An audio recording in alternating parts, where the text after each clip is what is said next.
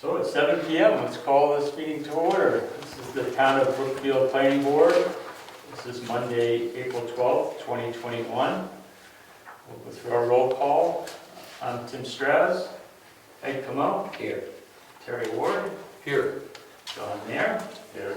Les Stratton. Present. Rick Stratton. Present. Everybody is here. We do not have any alternates. The purpose of our monthly meeting tonight is to conduct a public hearing on a conditional use permit submitted by Moose Mountain LLC for an indoor-outdoor concert event, July 23rd and 24th at their location. I'm going to call the hearing to order. Just want to review quickly our rules of conduct. I'm going to ask that everyone address all your questions and comments to myself, the chair, as we go through this. There shouldn't be any side discussions or talking directly to other people in this process. We're here to discuss and listen to concerns and thoughts on this event. And we ask that you identify yourself before you speak. And I'll do my best to get to everyone as we go through.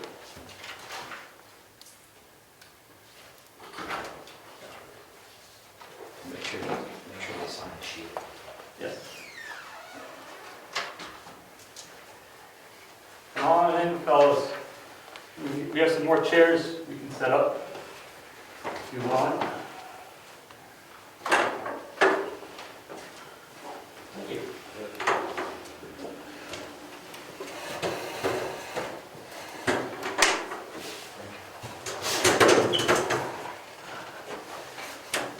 So we just opened a public hearing to discuss the conditional use permit at Moose Mountain.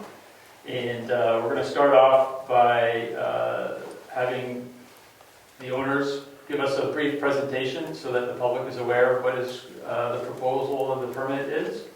So I'll give Mr. Comeau and Mr. Warren an opportunity to have the floor for a few minutes. Yeah, what we were looking to do, is we're going to hold a Christian concert, and it was going to be the 27th and the 20th, the 29th of July. They've gone back to the original option of going back to Sunday River. So we wanted just to get a feeling of what everybody would feel and how it would be. You know, we figured we might as well go ahead with the procedure and just see what everybody had to say about it. It was going to be a 2-day concert. They expected around 3,000 people. We figured we'd have to have about 1,000 cars over 2 days. They were going to supply their own people for coordinating everything, you know, as far as parking and all that. We had it all lined out, which we had the map we brought. And with the outhouses were going to be, you know, sufficient for that amount of people all that time, plus what we have at the lodge. Yep. And I couldn't think of anything else. Okay. So at this time, I just want to be clear, are you continuing with the permit for those 2 dates, or are you taking it off the order? You're all Those done? 2 dates aren't going to be, they're going back to Sunday. They were able to work things out at Sunday River, so they are going back there to hold the concert. So you're no longer moving forward with this permit process for Not for the those 23rd and 24th? Right, yep. Okay, So I don't so, know if that changes anything. We didn't want to see what everybody had to say. We thought it'd be beneficial, you know, going ahead. yep, so as far as for our public hearing, if you're no longer pursuing this permit, Yep. then we're going to close the public hearing and we're going to void your permit. And so if you have new dates, you'll have to resubmit a new permit. Okay. Is there any benefit to us hearing what people might have to say? Well, that was it. I just want to make sure that we are established at this public hearing. We're not going to conduct a public hearing anymore, Yeah. but we can have a discussion. Yeah, okay. We can use some of that time. Good, thank you. And we will have comments. Yes, Mr. Comeau. Thank you, Mr. Chairman. So this part of the meeting will be more like a conceptual design review? I would say yes, for informational purposes for the applicant for future. Does that sound satisfying? Does the board feel that? Yeah, I think it'd be very informational. Be good. So, yes, do I have I'm going to close the meeting, the hearing rather, the public hearing, and we can now have a discussion regarding having this event at the mountain. Any concerns? Does the board want to start? Anybody on the board want to Yes. go for it?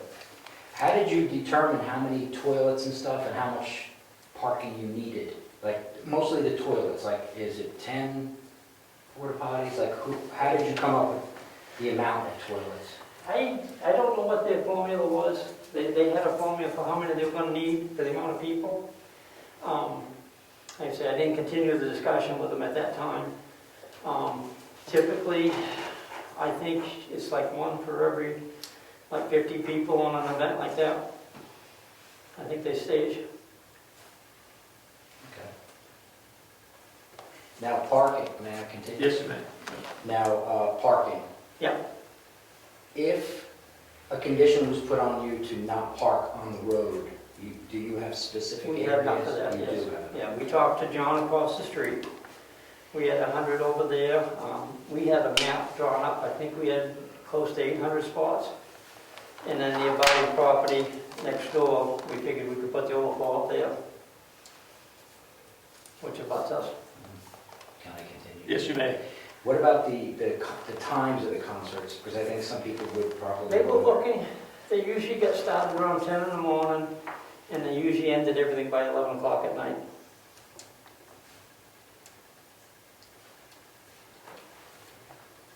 I'll let somebody else talk. Does anybody else on the board have any? Yeah, I have a couple of Go for it, questions. Terry. And what is your plan for traffic control and police presence? They were saying that they bring people up there to do that. And the one thing we were very concerned about is trying to make sure all the parking was within walking distance up there. You know, and during the morning there'd be people coming, at night everybody would be leaving, so it would be all directional traffic. You know, my big concern was I wanted to make sure we could fit everybody right in that area. I didn't want to be down away from that in case people are trying to walk down that hill. If you end up with a busing situation, you know, a lot of people get impatient, start walking, that's awful dark area. Oh, yeah. So once I knew we could fit everybody they proposed right up there, then I felt better about that. Okay, and the police presence, so how many? They said they bring their own people to police it. You know, Okay. bring their own. Actual policemen though, right? They are volunteers that are affiliated with different groups that have training for that type of thing. Okay, so there was no plan for, It wasn't planned for hired police, no. okay. You know, it's a non-alcohol event, so we didn't expect any trouble. Everyone I've been to has been very well run, very quiet, very peaceful, no litter, no anything. You don't even hear anybody swearing. Okay, and the trash bins will be scattered around, Yes, so, yes, yep, okay. yep. Okay, that's all I had, those are my questions. Okay. Yeah. Okay, I'm sorry, go ahead, Russ. As far as the police presence, I have a question regarding liability for the town. Should somebody have a heart attack or something like that, or something happen? Does the town, when you issue a permit, are we obligated to involve the Wakefield police? Just or notify them? I think that would be a topic for a condition to have police and fire, at least, if not represented, aware of the event and the times that they're taking place. I think if we were to move forward on one of these, that we would have to have a condition that they have you have a document stating that they are aware. People, yeah. So, 3,000 people, that's a lot of people. yes. John, I'm sorry. As I brought up last time, my only concern would be that blind hill where it's so tight right there and you can't see above both sides. And let's say there's 1,000 cars, that's a lot of traffic to go through that area at one time. I don't know how you would rectify that. I know you guys had discussed, I guess, something's being worked on to fix that area. Well, you're concerned about the condition of the road and the amount of traffic traveling. Yes, on the road. amount of which, I mean, it is. Yeah. But all the other questions I had, they That's your asked, yeah. Okay. I did talk to the, oh, I'm sorry, No, go ahead. I did talk to the owners, the previous owners of Yep. that ski area Yep. before Bob owned it, the ones that ran it when it was still skiing. Yep. And they said, on occasion, they had 1,000 cars there. Yeah. It wasn't very often, but, when you had a good weekend, they could have up to 1,000 cars. But of course, there wasn't as many people on the road now, and, they were coming and going. Mhm. These will be in, basically in the morning and leaving when the concert ended. So it'll just be Yep. two. Greg, I'll get to you in a minute. I'll get, let Rick. When they run a venue like this, I know you've been to the Christian concerts, thing, do they? I know you've been to the Christian concerts. Yeah. Do they run a format through the venue? Example, start in the morning with prayer services and then go to acoustic music and then electric at night? Or do they mix it all in between? The ones I went to, they had 8 different artists through the course of the day. They would do a prayer to get together, and then there was 8 different artists, and there'd be an intervention in between, so there'd be time for people to go. They'd have a guest speaker up, might talk for a little bit. I know the stages they use, when you go behind those stages, which we were going to set the stage up so it went up into the mountain, you don't hear anything behind them. You can carry on a conversation just like we are. Everything will be pushed right up the mountain, with directional speakers and everything. So there's no impact as far as noise on the rest of the neighborhood. Craig, you have a question? Yeah, Craig Evans, Moose Mountain Road. I'm assuming there would be a prohibition on any camping, so that sometimes at events like this, people who come from a distant figure, they'll just throw up a tent, sleep in the tent overnight, be there for the next morning. There's no camping allowed any place in the town of Brookfield, including the rec area. I would think that that would have to be literally prohibited in any advertisement, because otherwise you're going to have people who, either can't afford to stay in wherever they would stay around here. That would be a concern of mine, that we don't end up with 20 people camping, simply because it's prohibited in the town and creates its own problems. Yes. And I have a problem with the 11 o'clock at night going that late. Yep. I don't know how you would expect, no matter how things are positioned, speakers, that you wouldn't hear the noise, wouldn't hear the music, wouldn't hear singing, whatever, all around that area, since I hear down where I am, Yeah. everything that goes on, whether it's at the sand pit or ATVs on the mountain. Yeah. During the daytime, it goes with the territory. I don't have any problem with that, but after 7, 8 o'clock at night, I would have a problem. Particularly 1,000 cars going by every house. That's going to take half an hour, 45 minutes to clear that area out of that many cars. It's just not acceptable, as far as I'm concerned. Understood. Yes, Michelle. Michelle Lee, also from East Mountain Road. I second Craig's thoughts on, the volume of the event, and I definitely would be concerned about that volume of cars on our road, living right at the bottom of the blind hill and the bridge that only one person can pass over at a time. I could see that being a real bottleneck and cause a lot of traffic issues. And I think also if it wrapped up at 11, we would probably reasonably hear noise with people clearing out until at least 12 or 1 even. Just knowing how long it takes people to get to their car and get in and get down the road. I worry a little bit about security in an event like that. I fully believe that, 99.9% of the people that would go would probably be perfectly wonderful, good-hearted people, but it only takes one really crazy person to turn a large venue event into something that we don't want to see.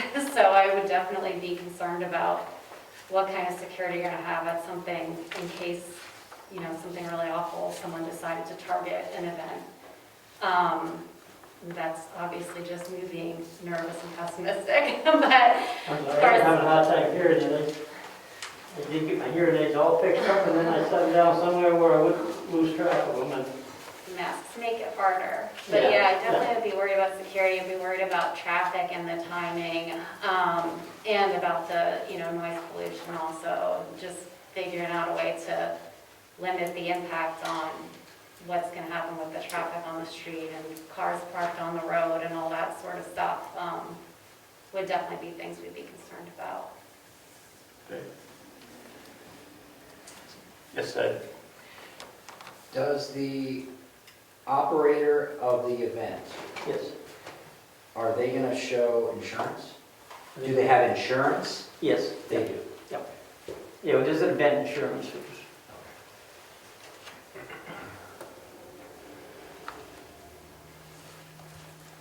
Anybody else? Yes, Michelle, go ahead. I did have one other question. Yes. Do they have fireworks or anything like that? Because I do wonder about that with fire safety. We've had a few dry years here and, we haven't had enough of that. oh, fireworks. I would wonder if that would be something we'd want to set restrictions on if we were having a drought year or something like that. They have typically ended their shows with fireworks. Up there, that would radiate out, that would be some noise you couldn't control. And I would understand that we probably would avoid that option. Although I know on the 4th of July, it's pretty loud up there. Yep. Was last year. Yes. Any other comments for Steve Dana here tonight? Yes, Rick? I have one comment. I just have to say this. I live on Moose Mountain Road, and I share nearly all the concerns that were mentioned tonight, every one of them. And I don't want to be disturbed any day during, or any night at all. But bear in mind that this town got together and voted to allow events like this on Moose Mountain Road. And when they did that, I don't think I heard any discussion about parking, sanitation, noise, fire safety, or anything like that. It was just a big charrette, and they were picking and choosing things that we would like to have the town up on Moose Mountain. And now here comes something. I don't think anybody on Moose Mountain voted for any of this, but here comes a responsible owner that wants to have one of those events that the town said they could have. And we're here talking about restrictions and allow and disallow, etc. It's already been passed by the town, so that's a sticking point that I have. I mean, like I said, I have all these concerns, but and again, our neighbors, just be aware that everybody voted to have this here. That's it. Okay, very good. Well, if there's no more comments, we'll close this part of the meeting. And we'll, yes, Stephen? I have a comment. Yes. We've done our best to keep everything wide open for the community here. There is camping up there all the time. We don't get paid for it, but people make themselves at home up there. They do some things in the woods we prefer they don't do. For instance, go to the bathroom. They do hiking up there. They shoot off fireworks. They do donuts in the parking lot. They rip up the lawn. We keep it open. Now, chances are that's going to happen if we have a function up there. because we've left it wide open to this community. At this point, we're not making any money. We're losing our shirts on it. We're putting a lot into it. And we're trying to get it paid for. When people come to us, and they want to rent the place, that's what keeps it open. The people that are coming in and spending money there. Right now, it's just disc golf. And it's not enough to keep the place running. When people want to rent the place, there's certain things we can do, and there's certain things that are larger that will bring us a lot more money. We won't have to have the crowds in, every single week. We just got to find a way to do this, because when people come in, they want to, all right, can we do this in a month? We got to spend more money to find out if we can. All right, all this activity is happening up here. The noise is there. I mean, people are there till 2 o'clock in the morning. I found a bunch of people camping out on top of the mountain, and we don't kick them out. As long as they respect the property, we let them do their thing. So yeah, if we have a big function, maybe some of this stuff's going to happen, but it's no different than what's happening right now, other than the fact that we get paid for it, which will allow us to keep the place open and doing what we're doing without developing it all. So, I think we're looking for a little leeway here. We understand, we respect all the neighbors, and we're going to make sure it's controllable, because we want to be able to do it again. But I don't think it's too far out there what we're asking. Very good, thank you. Ed? Yeah, I have a comment about this. The conditional use permit application. I know it seems that all these regulations and all these permits are restrictive, but I think most of the people out there just want reasonable expectation that certain things are at least brought up. Like if we have a high fire danger, there shouldn't be campfires. I mean, the real simple stuff like that. Make sure that the parking is accessible and there's no safety issues. So I don't think it's really designed to stop or restrict you from doing anything. It's just to make sure the public and the neighbors can transmit to you what they're concerned about. And then as a planning board, we have to reasonably come up with some criteria. Because 3,000 people is 3,000 people. Should we be told that they may have to have more people on if there's an emergency situation? So I don't think it's designed to stop anybody. And I think if we go through this process enough, I think it can be speedy and there could be a rapport between yourselves and the community where it would not seem restrictive. It seems like it is now, but that's just because the state has a lot of rules. And we have to follow those rules because the legislative body came up with this. We didn't make the rules, we have to follow the application that the town voted on. And that's it. That was one thing I was wondering about is going ahead, we couldn't, instead of a conditional use on these conditions we already have allowed there, if it might be a way of wording the permit in a different way. I know conditional use is set up in a lot of subdivisions and all that to, like wetlands and all that, and you vote on it once and then it's done. We're wondering if maybe down the road we might be able to present it again, that we can have a permit by use or something like that that's issued on a per event thing without having to go through everything. If we go through a hearing and we find out what there are, rather than have to go to a hearing every single time, is there a different type of permit we might be able to present to the town that would allow us to refine our time instead of having to go through this whole process? This is lengthy, whereas if we have an event or went through a hearing, can we do it by use after that or something like that? So I'm going to close out, I want to have the final word on this and close this out, this discussion. And I'll just say this, you're new landowners, and we obviously want to work with you to be able to allow you to do what you want to do on your property. However, there are rules and laws and guidelines that have already been established that we have to follow. And so I'm hoping that because we haven't had, this was going to be our first public hearing together, we've applied before for a permit. that this would be an educational process. You've heard from the community here of what some of the issues may be, and hopefully we can move forward knowing what some of the expectations are. We know your expectations, you know ours. We can also meet in the middle as we move forward and try to make things successful for you as best as we can. You know, I found it, when you submitted your application, I felt it was very important to go forward and be responsible neighbors and community members and ensure that you had this hearing, you know, exactly a month after you applied, and to accommodate the process. And I'm really hoping that we can continue this relationship and build upon it for the future and not have it erode. So,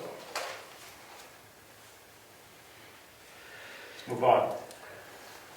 So that concludes our conditional use permit. On our agenda, we have public comments. Seeing none, we don't have any announcements, correspondence, or mail.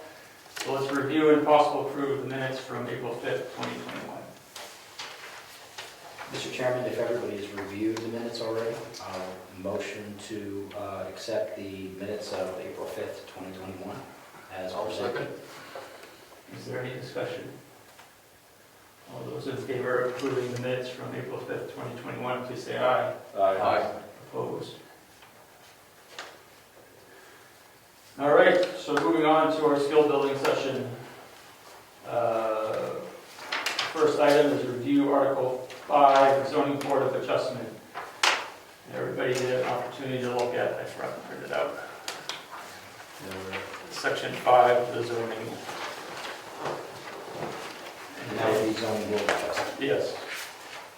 Did anybody have any questions?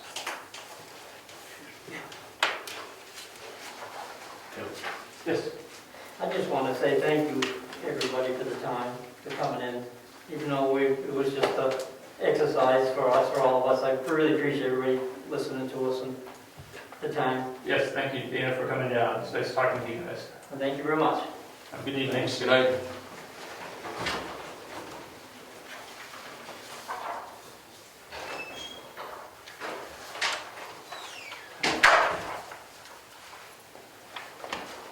Any questions on section Article 5, zoning board adjustment? I didn't have any other than Part B, your mentions, local zoning. It seems like it was talking more about the ZBA in some places. It is. It doesn't really have to do with us, does it? No, it's more of just informational of how that is broken down.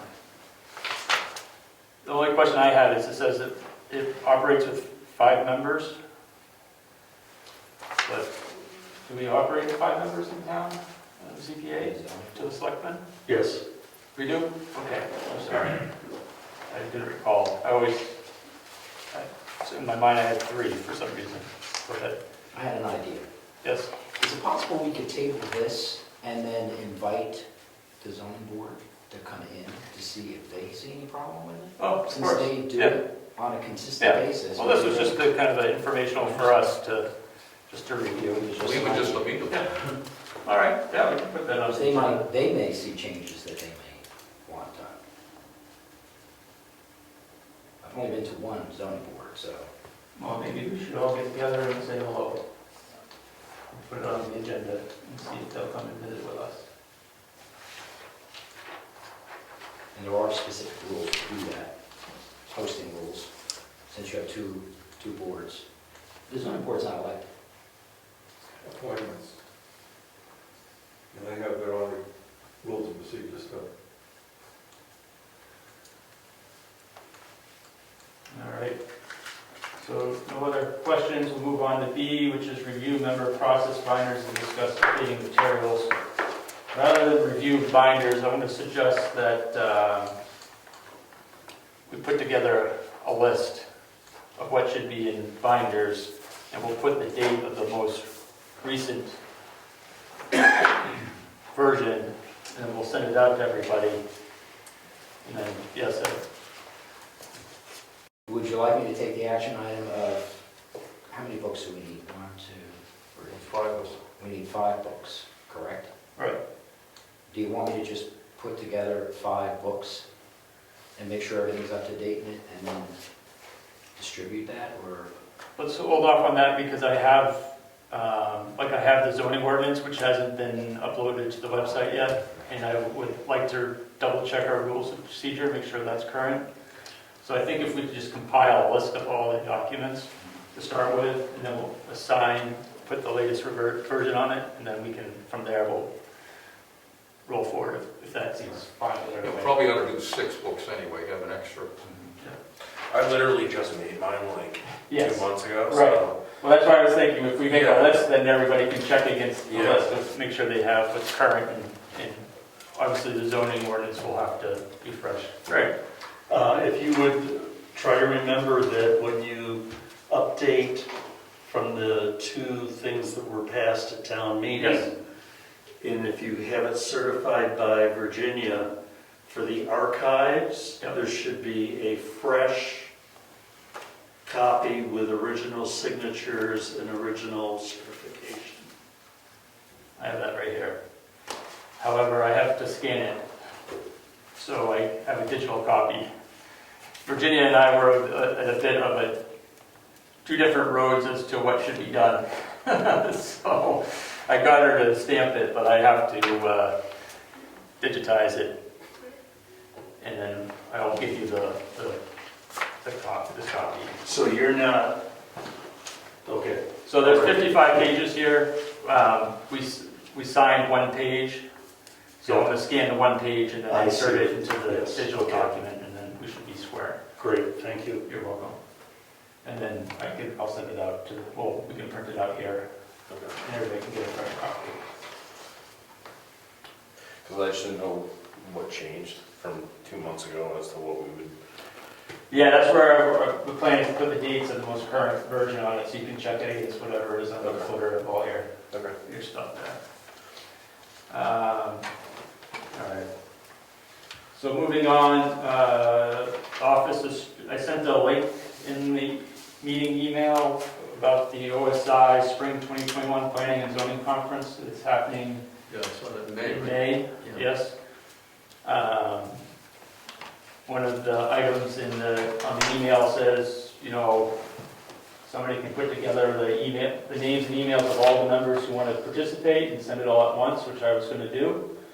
So if people are interested, either say now or email me later, and I will send your email information along. And May 15th. yes, Saturday, May 15th, it's in the morning. 9 to noon. Is there a cost to it? There's no cost. Is it in person this year? It is online. Oh, it's a Yep. So, Is that the same one that you went to down in Concord at the hotel? Yeah, a few times. It's like a planning conference, it's the same yeah, conference, right? it's an introduction for new members as well as refresher. It's really good live, I don't know. I've never been to one of these things this big online. Yeah, it seems like they have 2 sessions. They have like a 10-minute intro and then like an hour and 15-minute session, and then a break, and then another hour session, so. All right, Are you looking for volunteers? I'm looking- Or just telling everybody? well, I'm looking for volunteers. So, Yes, thank you. so you can cherry pick the subjects that you want to attend, right? No, they only have 2 subjects right now. Okay. And what are they? I don't have it in front of me. I'm sorry, it was in the link. You can get back to me. So this is like a Zoom thing where you It is. just log in? Yeah. You don't have to commit right now, but I'll send out an email later when I get the zoning ordinance scanned, and I'll remind you. You can chime in then. But I got you, Gus. I will be participating. Logistically, I don't know if we can do that because my wife's working and I Sure. don't have my daughter. And They did say that they're going to... playing with her and then trying to look at the computer. Yeah, that'd probably be trouble. Yeah. I do believe they mentioned they were going to record the session, so they would be available later. Okay. So, no new business. Moving on to old business. Personal wireless service facility is our first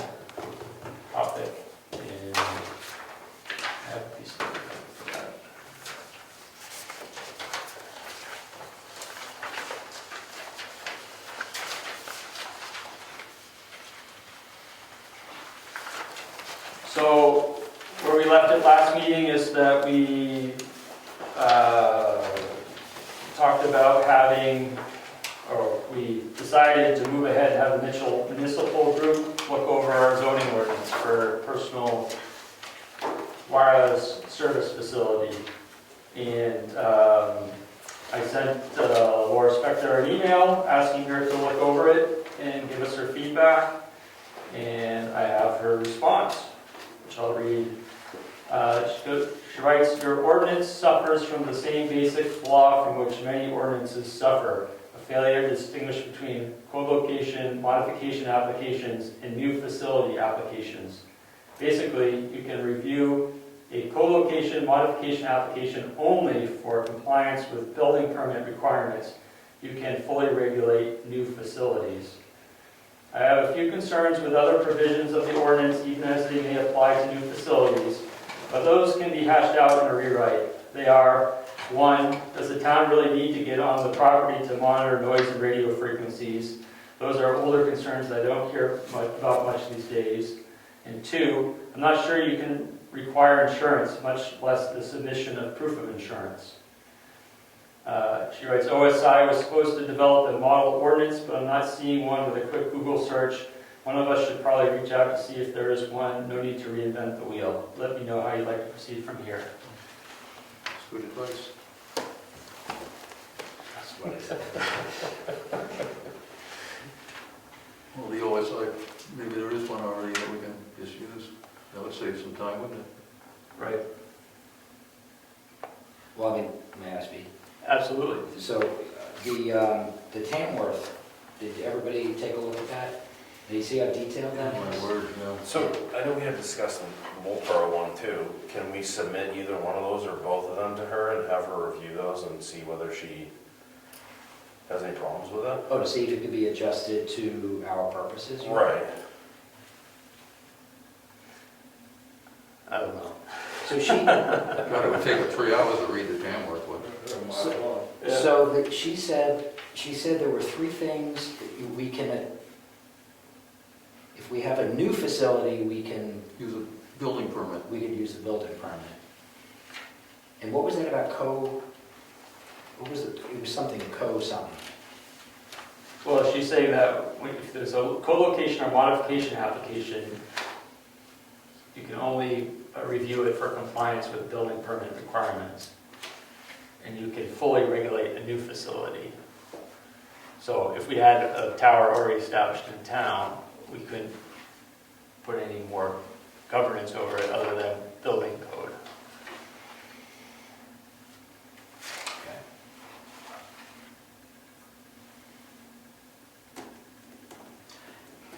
Go for it, that's why I'm looking at you. After we read the email, it just seemed, it was my understanding that we were going to send our existing ordinance over to her, and she was going to look through to see what had to be changed, We asked for a review. a review. Yes, And all I hear is that it suffers yes, Yeah, sorely from lacking. things. yes. So is she stating that we should just start all over again? I mean, what's her advice? I think that's it. I think she's saying that we need to look at whatever, a new ordinance. Oh, she said that. Well, that's Well, she suggested going online and Googling. to OSI. See if there is one. Issues, which we can reach out to, and if there's a model ordinance, then we're all done, right? Step 2, the board had discussed using the gentleman over in... Yes, Stephen Griddle. Yeah. Yep. Would that be our next step? Well, we would be asking him to do a similar review, right? And my third question is, if we do that, now the reason why I'm going quickly is because it looks like we're going to have to start all over again. This is an old ordinance, and it should be rewritten. So Yes. it's modern. Right. So should we... I never heard of a planning board putting things out to bid. And I don't know if we are actually the board that is hiring them, or is it the selectmen that is hiring them? If it's coming out of our It would. budget, then, It would, because it's a zoning ordinance, right? So we'd be amending the zoning ordinance that the town adopts. So we're on the hook for it. I mean, should we put out an actual RFP for this type of work? I don't feel comfortable just picking somebody out of a hat and just saying, here, you do it. I Right. have no idea. Right. It would seem like we shouldn't just be handing one person. It should be under RFP, a request for proposal. Right. I don't know, that's my question. Well, we went this direction because the Mitchell Group is a known quantity that we do business with, and so that's why we went that direction, and they were the low price, right? So our next step could be to ask them to rewrite the whole ordinance. Right. But she's making the suggestion, we talked to the Office of Strategic Initiatives and tried to find out where they are with personal wireless facility ordinance first. Well, she's also suggesting we plagiarize. Yes.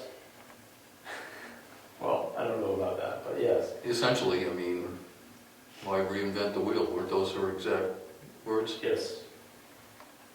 Well, I think she's looking towards the government agency to provide us with a template to get us going. Well, the new bill that's about ready to go out is going to contain some infrastructure funds for communities just like us. Yep. So something may come from that too. I mean, Yeah. there may be some advice that goes along with it, who knows? Yep. You've got a lot to say over there. What's up? I always think a lot. So, I would think that first, we have to, the reason why I like RFPs is because we can figure out how much it's gonna cost. Mm-hmm. Because if it's costing $10,000 to $15,000, me personally, I want it going out to bid. Mm-hmm. I don't care who they are.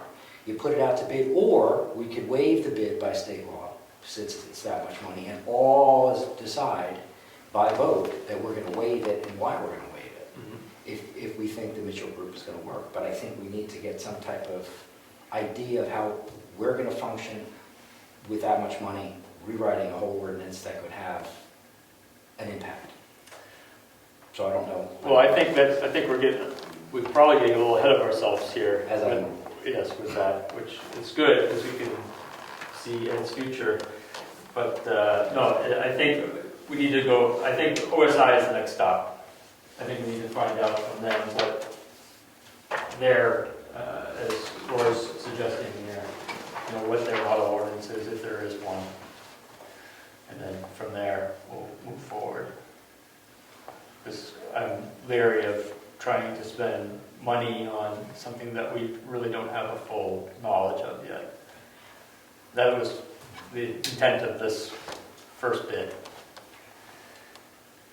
And I do have a contact down there, so if you'd like, I could try to find out if there is something down there, if somebody can help us out with that. Now, if I bring a model ordinance to the board, what would be the next step after that? Or is that going too far ahead? what was this, Are we gonna- where would this model ordinance come from? From OSI? Oh, I saw it. I mean, Okay. if they give me a model ordinance, we haven't, what is that really giving us? Well, we would have it reviewed by the Mitchell Group again, right? Because we would need to ensure that it would fall within what we're looking to accomplish. If there's nothing we want to change in that, then we would put it in front of the voters eventually as a warrant article. Yeah, I agree. I think it's a good idea to get the model ordinance for educational purposes and information. And then, so we're a little more knowledgeable about what's expected on a modern ordinance. Right. So Great. I agree. Everybody else? Going that, also going that way, I guess? So I will ask OSI. Go ahead, John. So I'm trying to understand what's going on. So Yep. we're essentially gonna get another one of these from OSI, essentially like a model of what, So it's from the state. right. Yep. So what they would think. We're not gonna go through the process of writing a whole brand new one and costing a ton of money to do that. We're gonna We would use a get the model and then we would get the modify model it. ordinance, we Use a would model. review it, Okay, and then from there, we would go to modifying it how we want it. Right, with the help of Mitchell Group, I presume. With the help of the Mitchell Group. Yes. So we're not gonna rewrite, he's asking, are we gonna write this ourselves, or No. are we gonna have? He's asking how we're gonna get there. So we're gonna get the model ordinance, review it, find what needs to be changed, if anything, review it with the lawyers, and then from there, finalize it. In a perfect world. Right, John? That's was my question, yeah. Rick, do you have anything? I think you're on the right track. Okay. Get the model if it exists and then go back to, law. Okay. All right, so that will be our action item for next meeting. Next topic is building on Class 6 roads. We're going to discuss RSA 674-41. Point of order, I'm sorry? point of order, Yes? we table this. Yeah, I thought so. Okay. We need a motion to bring it out. You want to table this? We already did. Did we vote to table it? Yeah, I thought we did. I don't Oh, recall. we discussed tabling it anyway. I don't know whether we Yeah. voted or not. I I can't don't think we remember. voted. I know we were going to discuss this RSA. If you want to vote to table it, make a motion. We already tabled the Class 6 construction. That's what I said. So if we want to talk about Class 6 roads, do we have to motion to put it back out? I don't recall motioning or voting to table it at the last meeting. I don't remember actually voting to table it. Right. I know we discussed it. We can make it clean, just motion to table it. It was a couple months ago. It was a couple of meetings ago that we discussed, not discussing it. Okay, so do you want to table it then? Well, we don't have any pressing issues that are asking us to bring it back up. Are there Make a any? motion then. I make a motion that then we table it. Second. Table the motion is non-debatable, so no discussion. Yes, Just saying. thank you, Ed. So let's vote. All those in favor of tabling Class 6 roads, say aye. Aye. Aye. Opposed? Moving on, next item is master plan, which I figured because this is going to be a really long meeting, we would continue in May. So we'll continue in May on that. So member comments? The public hearing was a good exercise, and I just wanted to add that all these concerns we have, we're not going to know if they're concerns until they do something. Right. And once that happens, we have a model to go by for future events, etc. So, in other words, if they have something that's allowed, and it turns out to be a disaster, now we have something to fall back on for the next time they want to do something. But right now, we're not event managers or organizers, I don't think anyone else is. So we need training too. I would just like to follow up with that and just say that 2 years ago, they did conduct an unpermitted overnight event on their facility that was disruptive to the neighborhood. And so I feel that it's important that we have this conversation with them and educate them, because I think that's the process for us to be able to work together. And I'm hopeful that maybe tonight will allow us to move that direction. Gus, did you have any? I got the feeling toward the end of his discussion that he was looking for something more than simply an as-needed event permit. He was looking for almost a change in the use of the property, so he could Yes. zone variance, for example, so that he can use the property for commercial reasons on a regular basis. Yep. Which seems reasonable, I don't know what the limitations are. Terry? He also mentioned last time he was in here, that a drive-in movie theater, if you remember. Yes. Whether that would be the new use, I'm not sure, but he mentioned that Yep. thinking about. I'll just say this, we're not here to run their business for them. We're here to make sure that the community and the rules set up to govern the town is followed, and so it's all written out plainly in the zoning, in the rules of procedure for them to get a permit and to successfully function. So I'm hopeful that since we've gone through this process now, well, this is the first time we've gone to a hearing with them, that they would understand that. Craig, yes? I'm confused about what the process is, excuse me, for, like when Bordeaux got the permit to do the golf, disc golf. What that process was, which was obviously a permanent permission versus this conditional. Yes. So there's a list in the zoning of what is, can happen without a permit, and there's a list of activities that require a permit. And so, So the disc golf didn't require a permit. that's right, that's included in the list. But, so he didn't have to come to the board and say, I'd like to do this, and get the blessing from the board. Well, that may have happened when the zoning ordinance was written for that, for the Rec 1 area, for the activities. Okay. There's some history there that I think I'll freely admit, I don't fully understand how it got to this point. But at this point, we'll have to figure out how we function going Right. forward. So, Okay. Ed? Yeah, I'm confident in the conditional use permit, and I think that if we really refine this process that we go by, I actually think it's good for everybody that he comes in each and every time. Because if he, I don't know how we're gonna give anybody a blanket, unless it's something like disc golf where you have this, you can kind of predict how many people are gonna show up. But, you know, if 3,000 people show up one time and then 1,000 people another, and it's different, and I think each time there's an event, if we do this fast enough, then the public can come in here and voice their concerns, and the process will work. I think we should just keep working the process, because I don't think it's really designed to stop anybody from using their property. It's just to do a reasonable view of what is going to be done so it doesn't disturb everyone else's private property. Correct, the conditional use is uses that are allowed on the property. It's just that conditions that could possibly